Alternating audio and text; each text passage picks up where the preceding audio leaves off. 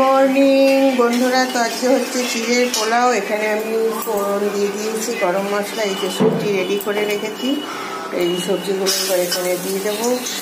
দিয়ে এই যে কাজু একটু হাফ ডাস্ট করে নিয়েছি, কিশমিশ, চিড়েটা ভিজতে দেবো। এই যে সবজিটা এটা অলমোস্ট ভাজা হয়েই গেছে, এটা ভাজা হয়ে গেছে। আর এই যে চিড়েটা ধুয়ে ভিজতে দিয়ে দিয়েছি। এবার হচ্ছিল এটাকে এর মধ্যে দেব, কাজু কিশমিশ সব দিয়ে দিয়েছি। এই দেখো চিড়েটা দিয়ে দিয়েছি। তো এবার এটাকে ভালো করে মিক্সড করতে হবে। তারপরে একটু গরম মশলা আর ঘি দেবো।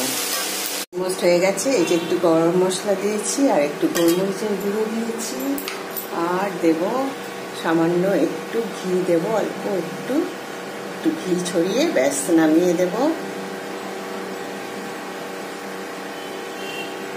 বেশি দেবো না, কেননা সবার সুগার আছে, প্রেশার আছে।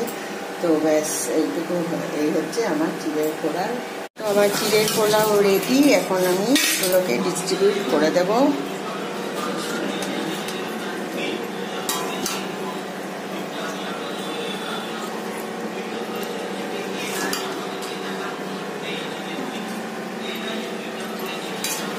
তোমরাও এইভাবে করে দেখতে পারো, এটা ভালোই হয় খেতে।